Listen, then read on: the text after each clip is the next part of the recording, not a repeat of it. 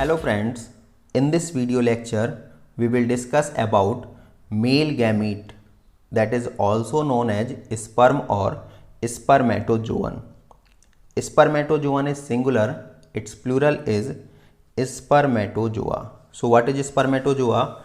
Given here, spermatozoa is a haploid microscopic flagellated motile male gamete that is not carrying any nutritive material, but whole of the body is covered by plasma membrane and its cytoplasm is filled with most of the cell organelles like ribosome, endoplasmic reticulum, centriole, mitochondria. The primary function of male gamete is to fuse with ovum, not only to restore diploidy, that is 2n46 number of chromosome, but also to transmit parental character in the offsprings. When we discuss about the structure of sperm, this can be divided into four parts as given here. The first one is head, second neck, third middle piece, and fourth is tail. So this region from here to here, this is head, this narrow region is neck, then middle piece, and finally tail. When we discuss about head, so head further can be divided into two subparts. The first one is acrosome while second is nucleus. So in this diagram, this colored region is acrosome, that is cap like and pointed in nature. This cap like structure, that is acrosome, is formed by Golgi body. Most of the part of Golgi body get degenerated when spermatid converts into sperm or spermatozoa in the last of spermatogenesis. The process is known as spermiogenesis. So only few part of Golgi body left behind, and that part of Golgi body is converted into acrosome.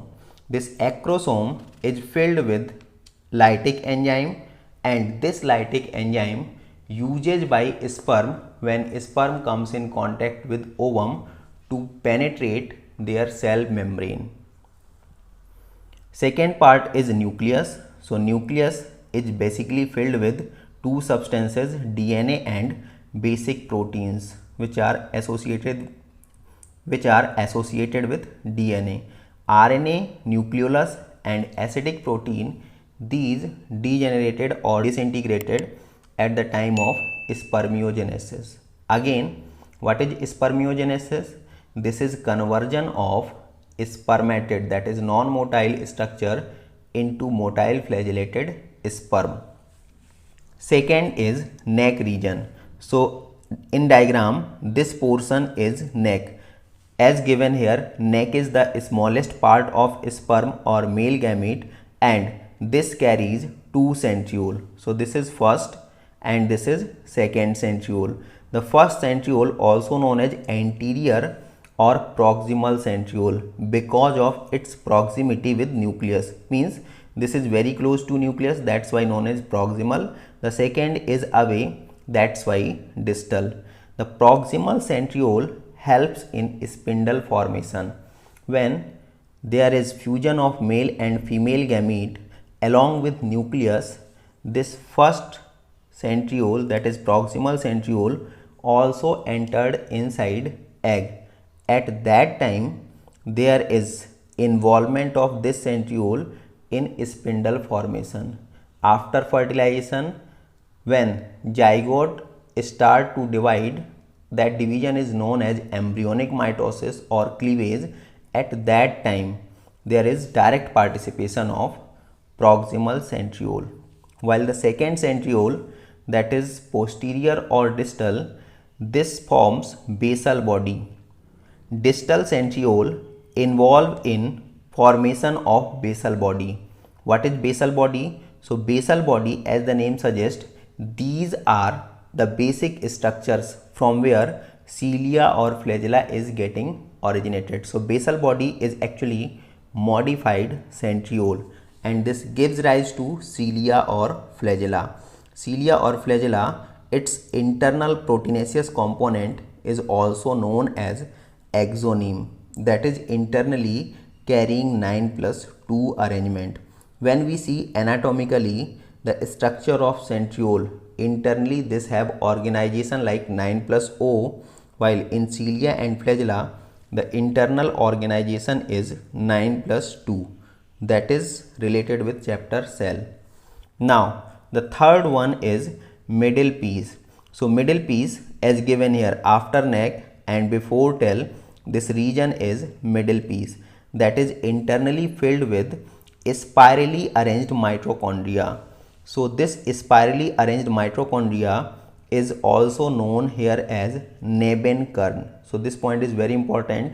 What is Nebenkern? So Nebenkern is the term for mitochondrial spiral or spirally arranged mitochondria which are present in the middle piece region of sperm.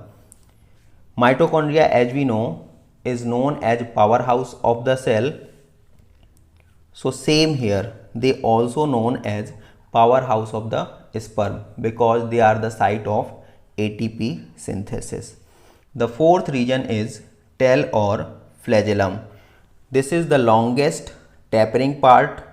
Tapering means gradually there is decrease in their thickness.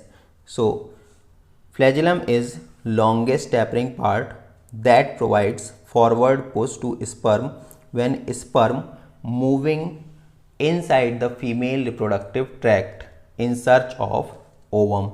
At that time this tail is helpful. The last is about viability of sperm. What is viability here? So viability is about the period up to which sperm is capable to fertilize with ovum. After that, sperm may be living but not capable to participate in fertilization. So that period is known as viability period, and for sperm this is 24 hours. Now there are also two more terminology that is given here. One is manchet and second one is gallia. So what are these two? The covering of plasma membrane around acrosome and anterior half of the nucleus is known as gallia, while the covering of plasma membrane around lower half of the nucleus, neck, middle piece and whole of the tail is known as manchet. Sometimes the posterior part of tail or end part of tail may be without plasma membrane covering. That region is known as end piece. As here this region is middle piece, so another terminology that can be used as end piece is only for those region of sperm tail that is without plasma membrane. Now the last point that we also discussed in previous lecture, this is very important, so again repeated here.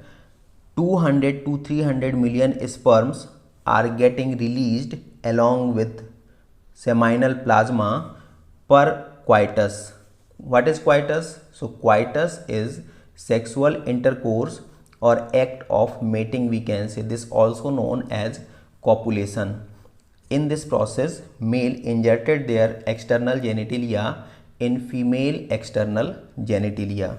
So out of this number of sperm, 60% sperms they are normal in their shape and size, while 40% sperm they must show vigorous motility, and these 40% sperms are only capable to participate in fertilization, that is fusion along with female gamete or ovum.